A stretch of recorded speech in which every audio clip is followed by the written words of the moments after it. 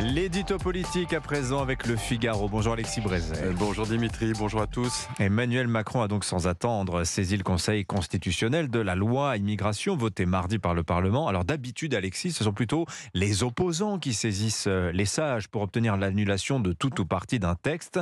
Alors le président lui-même, c'est quand même rarissime, non ? C'est rarissime, vous avez raison, il n'y a que 3 précédents. Mais enfin, en l'espèce, c'est surtout surréaliste. Emmanuel Macron, depuis des mois et des mois, appelle de ses vœux une loi sur l'immigration. Depuis 3 semaines, il fait pression en coulisses pour que ce texte soit adopté. Il a suivi heure par heure les négociations de la CMP. Mardi soir, il a convoqué à l'Élysée le banc et l'arrière-ban de sa majorité pour exiger que l'on vote séance tenante le fameux texte et surtout que l'on obtienne des députés macronistes, au besoin en leur tordant un peu le bras, qu'ils acceptent de le voter. On ne peut pas dire qu'il ne s'est pas engagé. Et aujourd'hui que la loi est passée, il devrait s'en réjouir, après tout c'est tout de même un succès, mais il n'a pas l'air satisfait. Et hier soir à la télévision, quand on lui demande « Pour vous, est-ce que c'est une bonne loi ?», il ne veut même pas répondre « oui ». Il dit « c'est un compromis ». Mais enfin, on a connu enthousiasme plus délirant. Et donc, il saisit le Conseil constitutionnel pour qu'il annule un certain nombre de dispositions, largement votées par le Parlement, et à l'Assemblée par les 4/5 tout de même de la majorité d'Emmanuel Macron, dispositions contenues dans un texte accouché au forceps par le gouvernement qu'il a lui-même nommé. Bref, il combat sa propre loi. D'abord, c'est peu respectueux des acteurs de la démocratie dont nous venons de parler. Ensuite, c'est peu respectueux de l'opinion des Français. Je vous rappelle que les mesures au centre de la polémique politique et médiatique sont en réalité plébiscitées dans les sondages. Plus une disposition est entre guillemets répressive, et plus elle est populaire.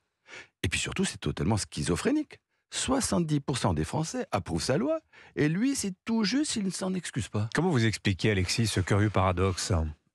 Je crains, Dimitri, qu'Emmanuel Macron, comme bien d'autres avant lui, ne soit quelque peu tétanisé par le grand orchestre des autorités morales qui, ainsi qu'au plus beau jour des années 80, vous savez, quand il s'agissait de combattre les lois scélérates du terrible Monsieur Pasqua, ce grand orchestre qui a entonné à tue-tête son fameux air de la réprobation. Parce que je ne sais pas si vous avez vu, mais alors pour protester contre la loi de la honte, ils sont tous là, les Jean Moulin de la gauche antiraciste. Il n'en manque pas un. SOS Racisme et la CIMAD, la Ligue des droits de l'homme et le syndicat de la magistrature, les têtes dures du clergé médiatique et les mitres molles de l'Église catholique, la CFDT et la CGT, la Sorbonne et HEC, et François Hollande, et Anne Hidalgo, et Martine Aubry. Il n'y a que Jack Lang qui manque à l'appel. Il était sans doute trop occupé à intriguer pour obtenir pour la 4e fois la présidence de l'Institut du monde arabe. Et vous pensez Alexis qu'Emmanuel Macron, en lâchant du lest, peut se ménager leur bonne grâce ? Non, évidemment non. Poser la question, c'est y répondre. Il n'y a aucune chance. Avec cette gauche-là, la fracture est irrémédiable.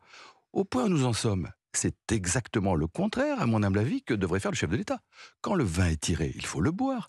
Plutôt que de saboter sa loi, de tout faire pour ne pas l'appliquer, il ferait mieux d'assumer. Oui, c'est une loi de droite, oui, c'est une bonne loi, afin d'encaisser au moins les dividendes de sa fermeté.